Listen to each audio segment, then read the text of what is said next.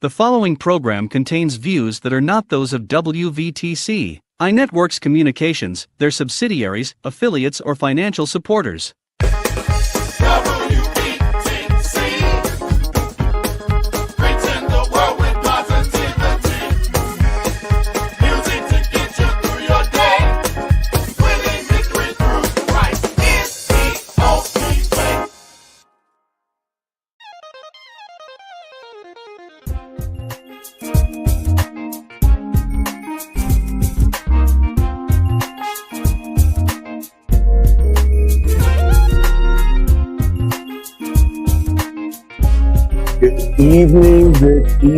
Good evening. I am Edward Jones IV. This is Latanya Jones. And this is the Phamily Phirst podcast, where we talk about marriage, relationships, children, and sometimes Nothing at all. Nothing at all. Well, it's so good to see you on this Tuesday of Holy Week. It's Holy Week. Yes. Yeah, we are getting ready for, this is one of the most important weeks in Christendom, because if there were no events of this week, there would be no Christendom. So we are so happy to be with you, and you share with us on this Tuesday. And so today we wanted to talk about something that was kind of viral, something that went viral this week. I will withhold the names to protect the guilty. But if you've been online, you've been on social media, you have seen this viral clip of a very well-known pastor of a growing church. The church is starting to bust at the seams, and he said something in this viral clip that was troubling. He said, "Don't blame white cops for killing Black people.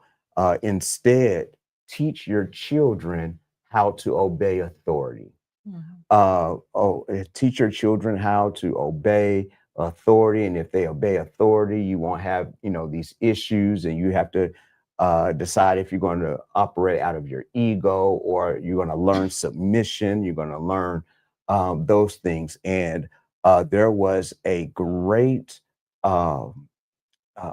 outpouring of shock and awe and just outrage about these statements, and which are completely founded. And I will say that following this individual's ministry, he is an individual that, for the most part, is on target in his teaching. He's on target with his ministry. But guess what? And hi, Treese, good to see you on today. Let me say, we all miss it, because we're human. We all miss it. And I'm not on the platform that he is on and get the scrutiny of every day. But when it's out there, it's out there. And there's some things that we need to respond to and talk about, because it is something that we talk about, as he says, teach your children. And, this is what we need to teach our children. And I believe that my response to him or to this situation, that you can be right and wrong at the same time. Yeah. Okay. Yes, we teach our children. There are things that we need to teach our children, but at the same time, there's a reason why we cannot full-throatedly take that advice. And so that's what I want to talk about today, and how what we teach our children, what we've taught them, and how to interact with authority and things of that nature. So that sound all right? We talk about that today, because I think we did a pretty good job of teaching our children how to deal with authority. Uh, One of the first things that we've done with our children, and I think it's kind of a lost art with Mm-hmm. young people, is teaching our children to say yes and no, sir, Mm-hmm. yes or no, ma'am. I Mm-hmm. remember coming up, you just didn't respond yes Mm-hmm. or yeah, or if mama called you, you better not say what, you know. And you didn't call any adult by their first You name. never called an adult by their first No. man. Who is Sarah? Who is that? You mean Miss and her last name? You Mm-hmm. know, And Teresa's right. I still say it. We still say call people by their Last name. their last names. Mm-hmm. As a pastor of a church and a person of authority, I still call people, Mr. and Miss and things of that nature. Mm-hmm. Right. We could not do it. Mm-hmm. But we have become um so lax Mm-hmm. with that, in that small thing, Mm-hmm. in with children and small children. We say it's cute. They call people by their first names and things of that nature. We it trickles down. It that sets the foundation for lack of respect Mm-hmm. as they get older. Mm-hmm. That's where it Yeah, begins. that's where it begins. Mm-hmm. So when my don't let your children get away with just saying yes or no or yeah Or or what? what. No. So sometimes when our Huh. children right, if you can, you can hear. Right. It's just like uh when our children, when they slip every once in a while, and when we're calling this and they say yes or yeah, and I'll say yes what, Mm-hmm. because you must have forgotten who you were talking to. Mm-hmm. Yes sir, Mm-hmm. no sir, Mm-hmm. no ma'am, Mm-hmm. yes ma'am. And we might think that is archaic and whatnot, but it has value. It instills respect in them. What do you think about that? I agree.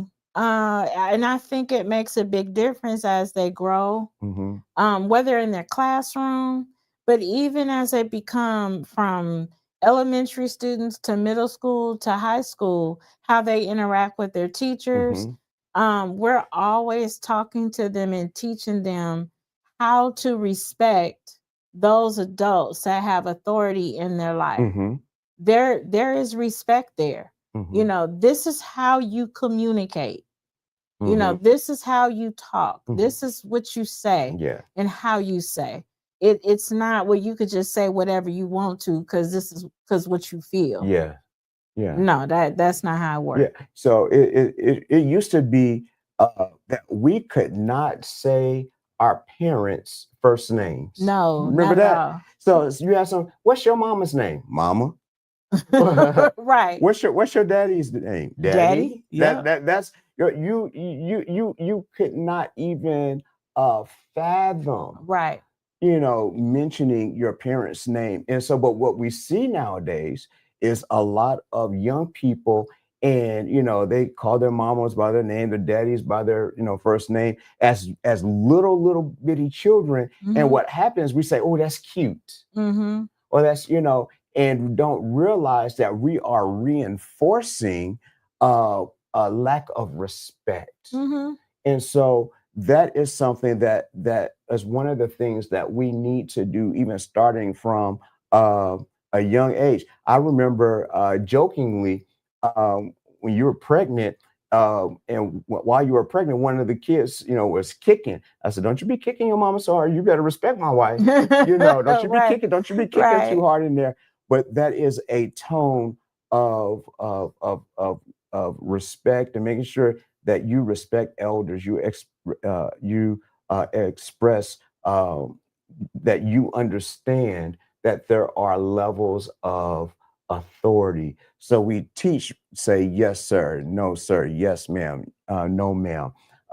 And so how you speak to a thing is how you would treat a thing. Yeah. You know, and so if we do not will have our children respect us by saying, yo, no, sir, yes, sir, no, ma'am, yes, ma'am, then what do you think? How do you think they're going to act dealing with other people?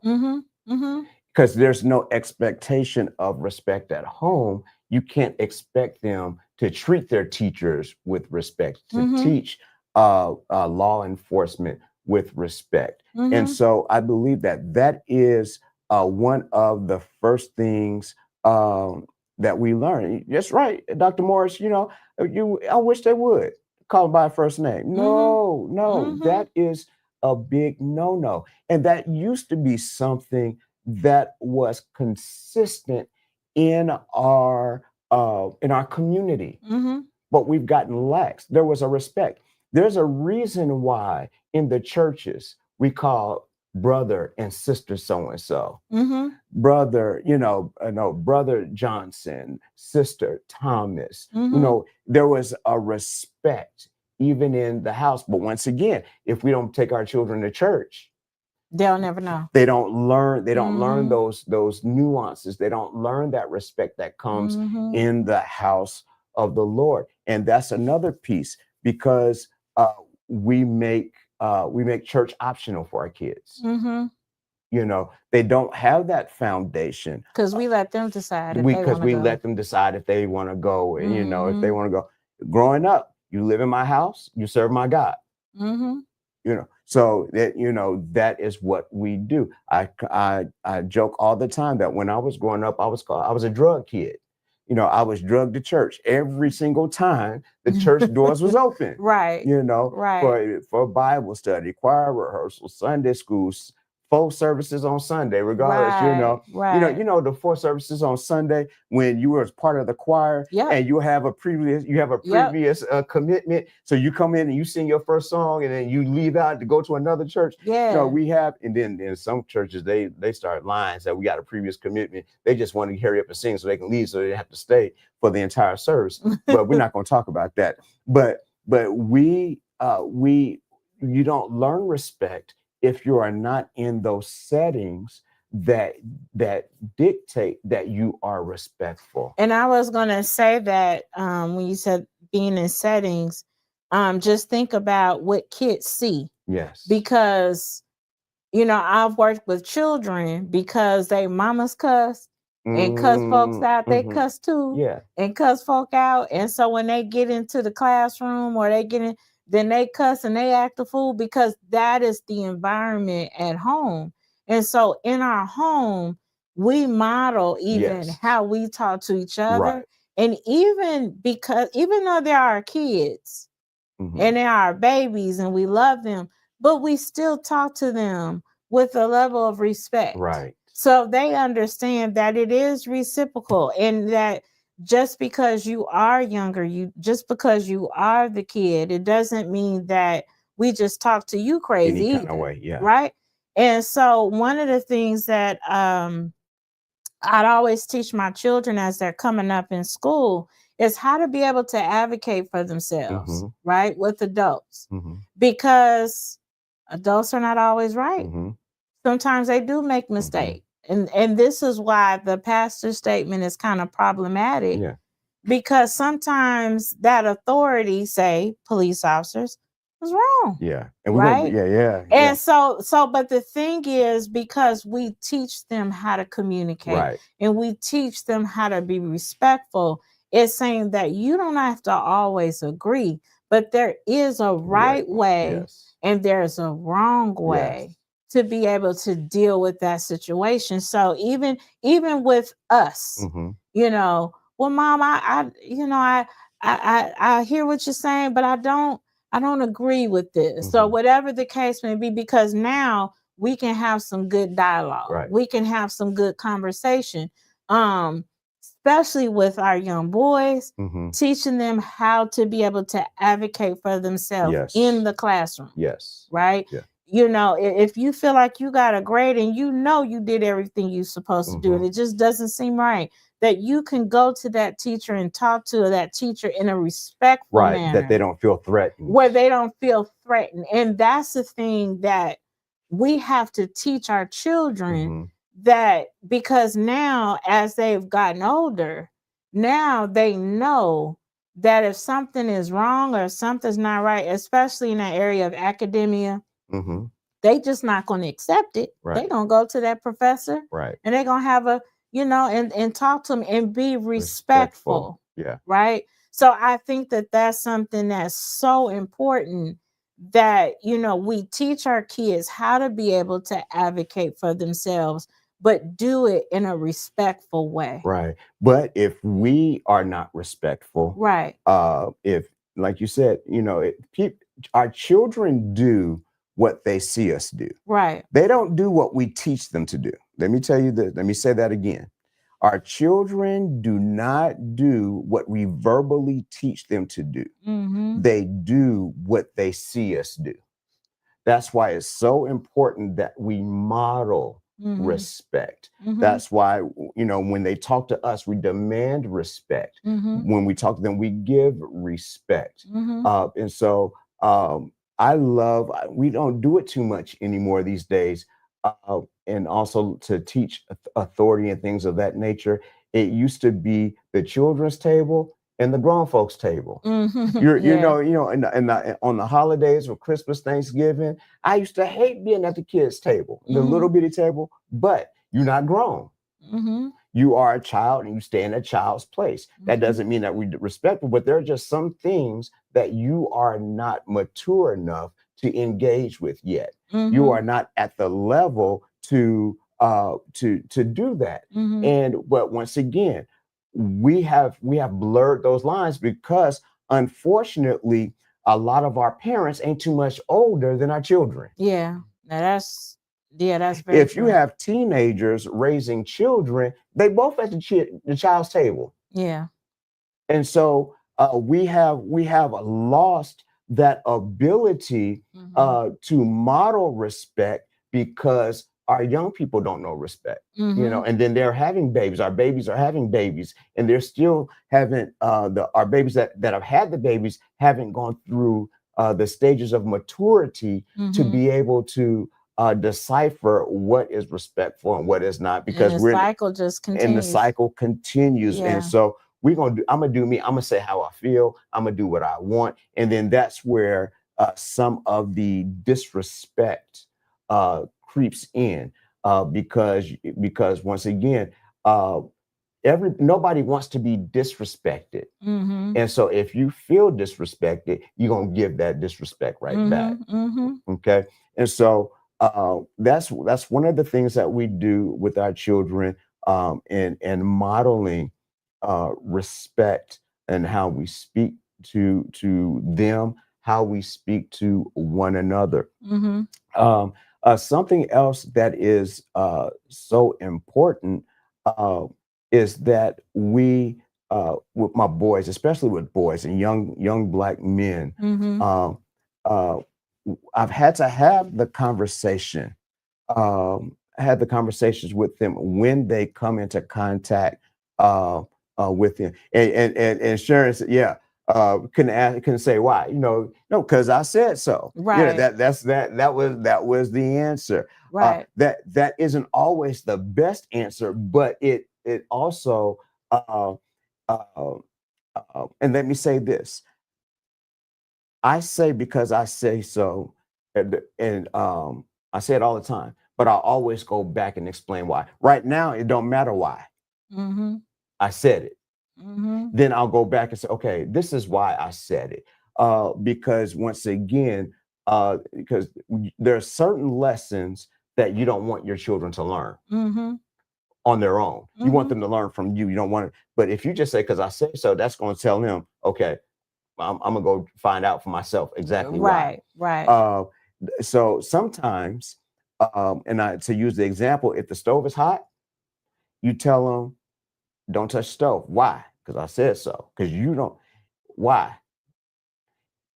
And then let them go touch it. And they burn themselves. Well, see, the reason why I told you, because it was hot, you was going to burn yourself.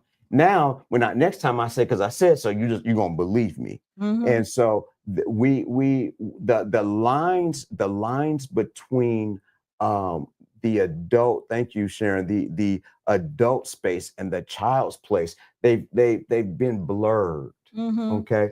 And so one of the things that I've had to teach my sons, especially in light of the clip that went out in dealing with law enforcement, what I tell my sons, just make it home. Just make it home. I can deal with the abuse, the police brutality, or the what do they call it? The profiling. We can deal with any of that stuff, the harassment. We can deal with all of that stuff, but you got to get home to me first. And I want that to stay in your mind. Get home first. Now, in the clip, he made that about submission to authority. That has nothing to do with submission to authority. That's about getting home safe, having your life. Because now, to go back to why this was such a bad clip and bad statement, because the Bible tells us to submit to authority, but only when that authority is in alignment with God, with the word, with God. Okay. And so we cannot put a blanket statement, which was a blanket statement to if the cops are bad, if this is going on, if that is going on, you submit to authorities. Let me tell you this. If that was true, that there was a blanket submit to authority, for us Blacks that are watching this on TV, we would still be slaves. If it was just submit to authority, because submit to the laws of the land, because the laws of the land said we was somebody's property. That's it. And they were not going to change on their own. Okay. The laws of the land said that that we could not drink at the same water fountains. The laws of the land said that we could not go to the same schools. The laws of the land have said so many things. The laws of the land actually said that Black people couldn't come together and worship. Many of us don't know this. And let me give you a church history lesson, that as slaves were not allowed to worship by themselves. They had to worship with a white overseer watching them worship. Some of y'all didn't know that. Wow. The earliest Black churches were happened in rebellion of that. They had secret churches out in the woods, out in the forest, where master didn't see. They had them where the master was over and the overseers, but then they had secret church. That was in opposition to the laws of the land. Shoot, the civil rights movement. Once again, the civil rights movement was a statement that says that we have to be in opposition to the laws of the land. So we cannot have a blanket acquiescence to laws that were not made for us. Okay, I'm putting on my political scientist hat now. The laws of this nation were made for white heterosexual landowners. That's who these laws were made for in our country. And that's why there have been amendment after amendment after amendment after amendment to our Constitution. Different laws have been put in place. But even though we have certain laws, but that doesn't make the laws right. Mm-hmm. And so there cannot be a blanket acquiescence to say, oh, because it's the law, this is right, that is right. In a other way, we talked about our sons advocating, our children advocating for themselves in school. Just because the teacher said it doesn't mean the teacher was right. Right. And we say this all the time. Because as been an educator, mother's an educator. Mm-hmm. Uh, Johnny will be acting up in school, Mm-hmm. and the parent will not believe the teacher, Mm-hmm. because I know my Johnny. Right. Johnny bad, and Johnny bad. but why do we not uh, uh, believe that authority is right in that setting, but somehow the law is right in this setting? Mm-hmm. Authority is right in this setting. There are situations where law enforcement is just wrong. I was watching a clip on YouTube Mm-hmm. where there was a family, a man and his wife, girlfriend, and their child sitting in the Applebee's. Mm-hmm. Uh, and police came looking for some people that were involved in a car accident, that they're in a hit and run. And they came and handcuffed, because they were told that they ran into the Applebee's. This man and this woman, they've been sitting here and the police handcuffed them and said they were resisting arrest and then the people that were actually ran away were in the bathroom. Wow.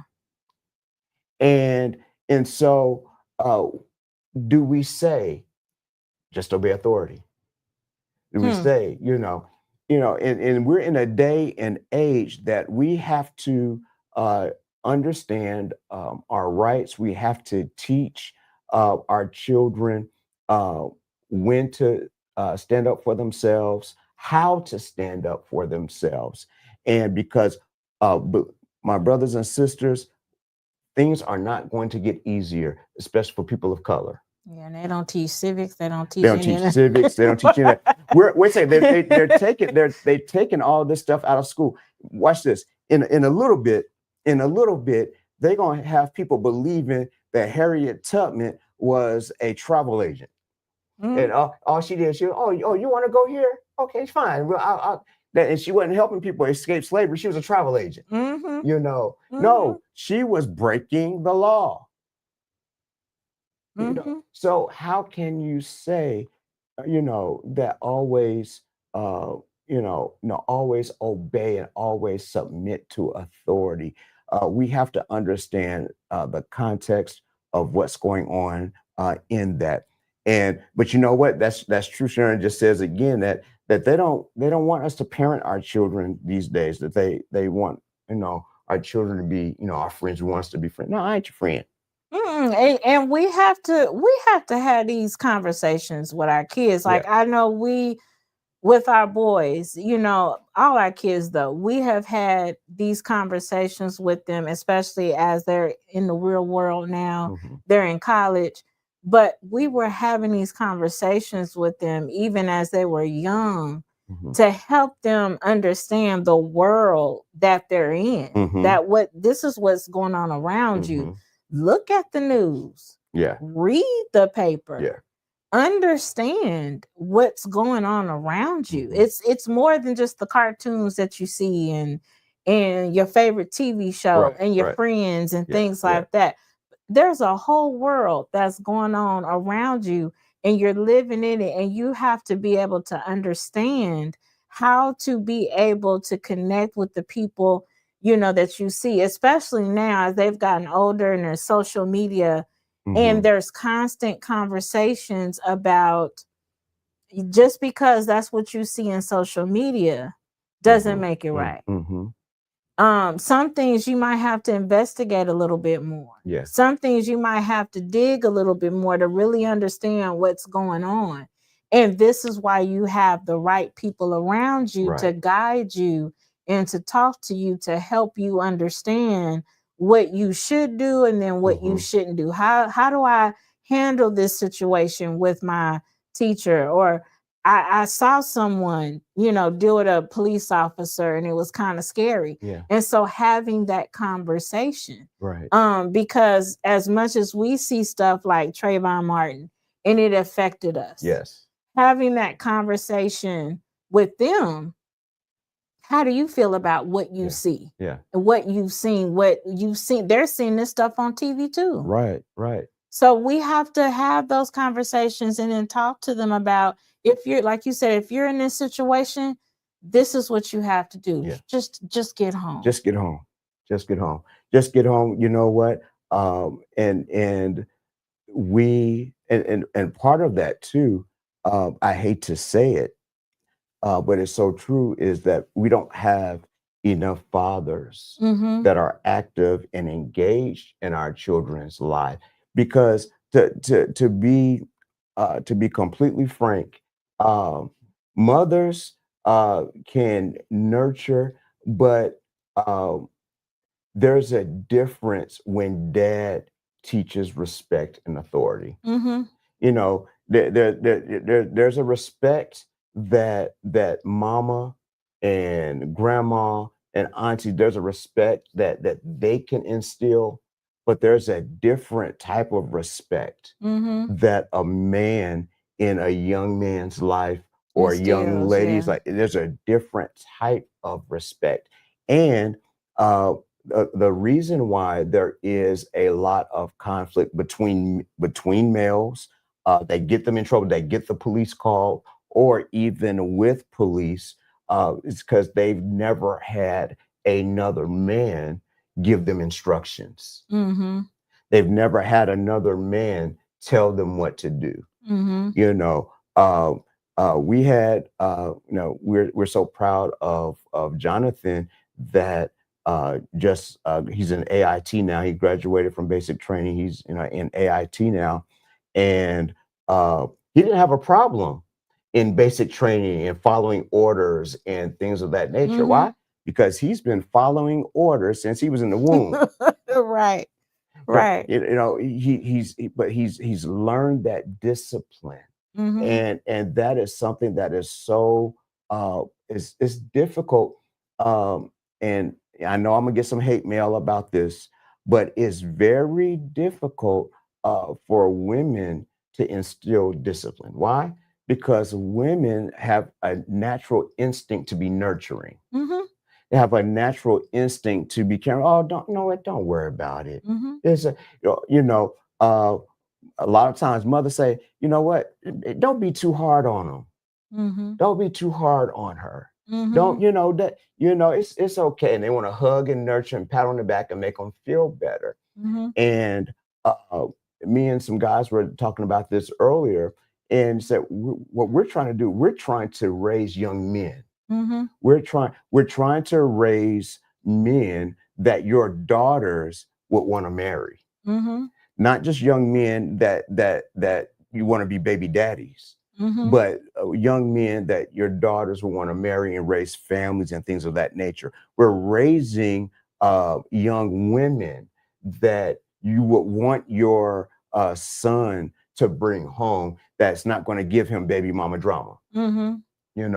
That is what we're trying to do. And it takes men and women to partner in that, to make sure that they're doing that. But if they don't get it from home first, teachers, by the time they get to school, teachers can't teach, respect for authority. Oh no. And sometimes we're expecting teachers to do that. Yeah, but that's not their job. It's not their job. It's our jobs to do that at home. And so my heart goes out to the pastor that did that. I haven't seen anything that he has made a statement about it. I'm pretty sure that there will be, but that's why we have to be so careful, very careful.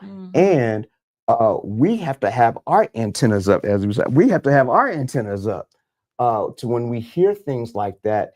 And just because the pastor says it doesn't mean that we amen it right away. Oh yeah. Because that was the most, one of the troubling things about it is when he said it, there are so many people that was too quick to amen it. And I'm like, did y'all just hear what he said? But some of us amen stuff because we are biblically illiterate. Yeah. You know, and some of us will defend our favorite preacher to the cows come home because he's our favorite preacher, because, you know, he or she made an impact on our lives because we were blessed by something that they said before. But that does not make any of us infallible. Right. Right. All of us miss it. All of us come up short. And so that's something that we have to be aware of. And I just wanted us to really dig in and really talk about how it's so important to make sure we know the difference between submitting to authority and being wise, and so that we can fight those injustices in the right way. Yeah. Just because you profile me, you handcuff me, I don't have to mouth off at you. It's not because I'm submitting to you. It's because I'm thinking, okay, there's a way to deal with this situation. Right. You know, we used to say back in the day, no, wait till I tell my daddy. Right. Oh yeah. Oh, I'm gonna tell my daddy. Right. Unfortunately, there are not enough dads at home for people to go back and tell. Wait till I tell my mama. You know, and we have to have that type of wisdom and understanding that we are submitting to a point where we are we're submitting to the situation, not to the authority, but to the situation. We're wise. Yeah. Because once again, we want to get home. Yeah. Because even in the illustration that he gave, he was saying that a police officer had a Glock to his head. Well, at that point, what you gonna do? Exactly. It's not submitting to authority, it's staying alive. Exactly. There is a difference. There is a difference. Yeah. There's a difference. Slaves, they weren't submissive, they were staying alive till they could figure out a time where they could get away. Somebody said, I would pray that it wouldn't get to my mom and dad. Right. So right. But that's, once again, you learned because you had that authority figure. You had those authority figures. And so when you got out, you knew how to act. Right. And I think that, like I said, he was right and wrong at the same time. The message I believe he was trying to convey is that if we teach our children how to act while they're at home, while they're under our care, if we raise them in the admonition of the Lord, if we teach them the things of God, if we raise them in a way to be respectful, if we raise them and teach them in ways when they get out, they won't act a fool. Yeah. That's what he was trying to say. And so that's why I can say he was right and wrong at the same time. Yeah. I'm not concerned about how Jasmine is on campus because we raised her not to act a fool. Right. And now she is a person of authority on her campus as she leads her chapter. And she leads in that same way. Because of the lessons that we instilled in her. Right. We're not worried about how Joshua, acts, on campus. He's not going to act a fool. Right. And then if he has a question, he's going to call. Sometimes we think he calls too much. Right. Dad, what should I do? Mom, what should I do? Because he respects authority. How do I go about that? I'm not worried about Jonathan, because Uncle Sam is telling him what to do, and has to respect authority. Right. But watch this. But that's how God operates. Right. Yes. You are not going to be blessed if you operate outside of biblical authority. Mm-hmm. God operates in authority, in levels, in rank. He operates that way. Yeah. And so that's the story where Jesus met the centurion, and he asked Jairus to heal his daughter. Mm-hmm. And he says, you don't even have to come. He says, you don't even have to come to my house. He said, but because I am a man of authority, Mm-hmm. and I have soldiers under me. Only thing I have to do is say it, and they do it. Right. That they understand authority. God operates the same way. Mm-hmm. And so when our children learn how to operate under authority at home, they are able then to be respectful when they're outside of the home. Yep. And it puts them in positions to be people of authority. That's it. You cannot be a person of authority without learning how to be under authority. That's it. It is impossible. Yeah. People ask me all the time, how did you become able to become a pastor? How do you become a leader in this? And how did you be able to do this, that, and the other? And my answer is always because I sat down, I shut up, I learned, I listened. Yeah. Guess what? I still do it. Mm-hmm. Every single day is just about every day. I'm in conversation with my pastor, with my leader, and I'm under authority. I'm a grown man, 52 years old, and I still listen and sit under authority. Mm-hmm. Okay. And so I've learned that. And so there is a thing that we have to put in our children, and it starts from a young age. Yeah. You don't start as a teenager trying to teach them. Yeah, because that's it. It's too late. It's too late. It's too late. And so anything you wanted to add to that? This is really good conversation. Because I watched a little bit. I didn't watch all of the video. Some people, they couldn't watch too much because it made the blood boil too much watching it. Yeah, because it was like, what? Wait a minute. And like when we were talking about this a little bit before, I said, it's not so black and white, as he made it to be. But there's some gray area there. Mm-hmm. But I know how I was brought up to respect authority. Mm-hmm. And because I was brought up that way to be respectful of authority, I raised, my kids to be the same way. But realizing that even though I was brought up to respect authority, I was never taught how to be able to really advocate for myself and to speak up for myself. And so because we come from that generation, be seen and not heard, right? And so but one of the things that I wanted to do different with my children was, okay, you respect authority, and I'm going to teach you that because that's what I knew.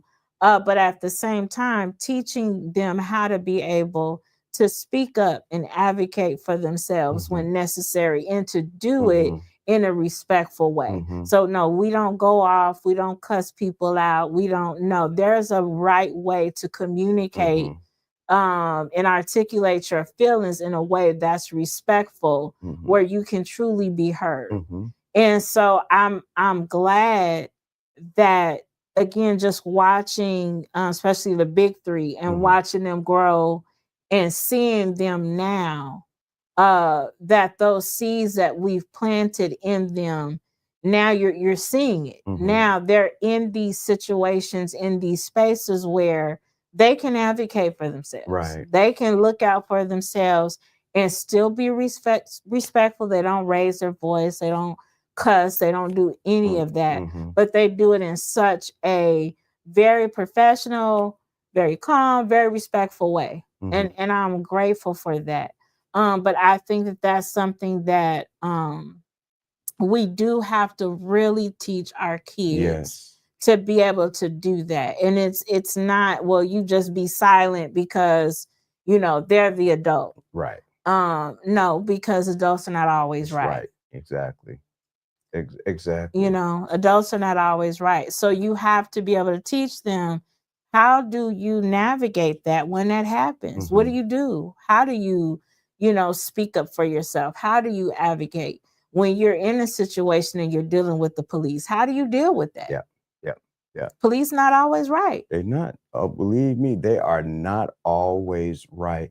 But we once again, there are certain times that, and I pray that my sons and daughters never have to have interaction, because police very rarely come around when something is good. Right. So when they're around, that means something negative has happened. And so what you want to do, and what we have to also understand too, is that police are trying to get home too. Yeah. And they trying to do their job. They're trying to do their jobs, and they're trying to get home too. So a lot of them will say, I will shoot you to get home and deal with the consequences. Mm-hmm. And so we have to understand that sometimes we have to think for them. Mm-hmm. We have to de-escalate them. Mm-hmm. Mm-hmm. But once again, just because you do everything right, mm-hmm.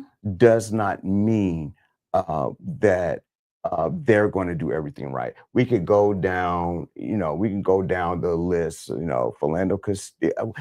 We know, mm-hmm. we know the list of the bad cops mm-hmm. that have unnecessarily taken the lives of our young Black men and women. Mm-hmm. The list is too long. Mm-hmm. And we know that there's some good police, because we know some. Right, and we know.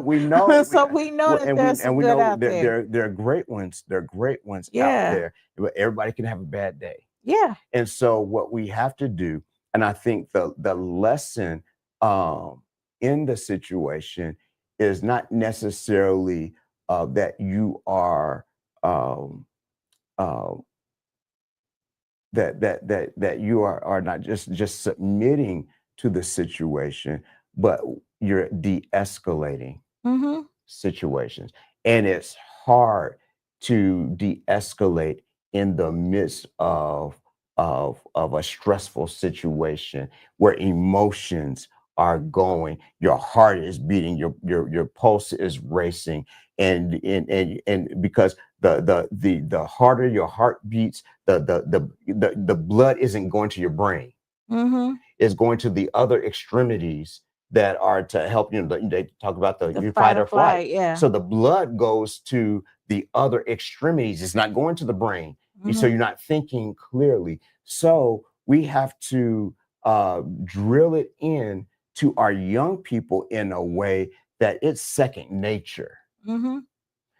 And so we can't, because we cannot think that they will always be rational. Mm-hmm. And so that's part of what he said, where he said, I could hear my mama's, my grandma's voice in my head and whatnot. And so that's part of what we do. The voice that I'm hoping that my children would be hearing in their head, it wouldn't be submit to this, submit to it, but just make it home. Mm-hmm. Just make it home. Mm-hmm. I know you mad. Just make it home. Mm-hmm. I know they're wrong. I know they're treating you bad. Just make it home. Mm-hmm. And so if you have not had these conversations with your children or your grandchildren, I implore you to do so. Mm-hmm. You got to have these conversations, because you don't have to do, once again, you don't have to do anything wrong to come into contact with law enforcement. Mm-hmm. It could be doing nothing related to you. Mm-hmm. But you have to make it. I'm gonna make it home. Mm-hmm. I gotta make it home. So whatever I have to do right now, I'm gonna do right now in order to make it home to my mama, to make it home, to my daddy, to make it home to my grandmother. I got to make it home. We'll deal with it. We're gonna sue the pants off of them later. But in order for me to do that, I gotta get home. I gotta make it home. I gotta make it home. So I think, is that a good place to put a pin in it? Yeah. That's good. All right. Yeah. So we're going to put a pin in it right here. Thank you so much for being with us on today. We will be back on next Tuesday. But if you want to see us before next Tuesday, come and see us on Sunday. If you never come and see us, come see us this Sunday. It's Easter. It is Easter. It is Easter. I'm going to be talking about the same spirit. So come see us at Grace Missionary Baptist Church at 16650 Crawford Avenue in Markham, Illinois, the corner of 167th and Pulaski, right off of I-57, across the street from Walmart, the movie theater, big church on the corner. Come and see us, and we will see you. So once again, I am Edward Jones IV. This is Latanya Jones. And this is the Phamily Phirst podcast. We'll see you next week. God bless you. See you later.